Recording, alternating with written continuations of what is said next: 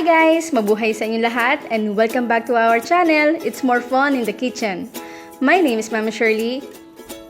Ngayong araw na ito, gagawa tayo ng Milo Pancake with sauce.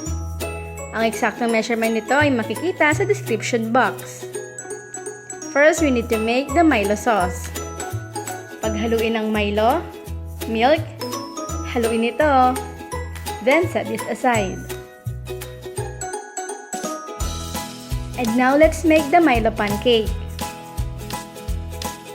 Paghaluin ang mga ingredients na to sa bowl. And mix, mix, mix.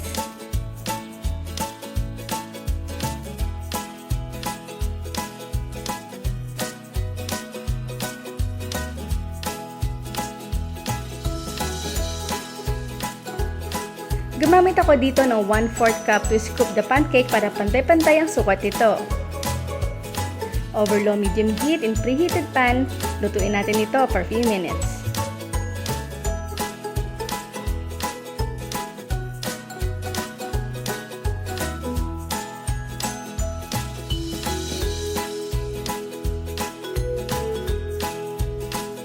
Then sa kabilang side naman for 1 minute.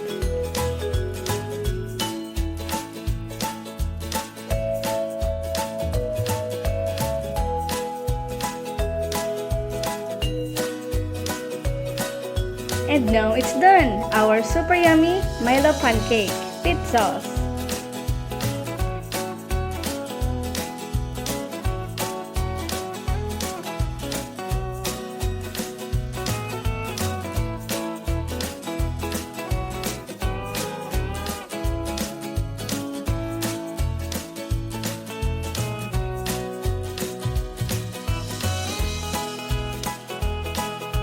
Dito sa It's More Fun in the Kitchen, marami na tayong nagawa mga recipe na gawa sa Milo. And if you want to watch these videos, please click the link in description box.